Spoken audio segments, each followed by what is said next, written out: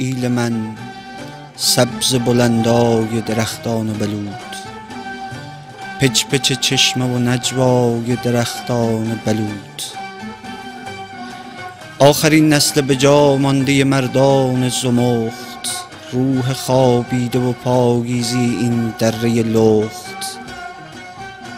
آفریننده موسیقی رقص آور کوچ، بهترین ترجمه بغض غریبانه قوچ. خالق صحنه رقصیدن گندم در باد، بی کلاه تو کلاه از سر تاریخ افتاد. ایل من ارتش یک دست سوارانت کو، مشت دندان شکن مست سوارانت کو. پس چه شد هلهله و هیهی چوپانهایت، به کجا رفت صدای نی چوپانهایت؟ مرد بی باک تر از آرش این ایل کجاست؟ چاله گرم و پر از آتش این ایل کجاست؟ کور ننمردل آباد مضیفی ایلم، کور پیدا کنه معنوق شنیچی ایلم.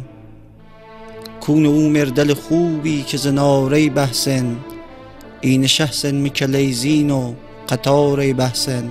یادت اوسه که هر لحظه خدا بامو بی، نونمو نون بچه قوره هم سامو بی.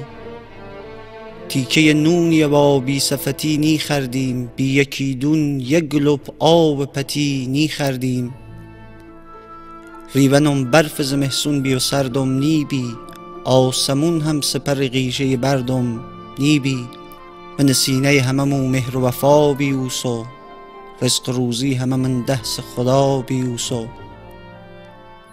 گم به گل یادت شاهزاده ایلم بیدی، همه لطف خدا داده ایلم بیدی.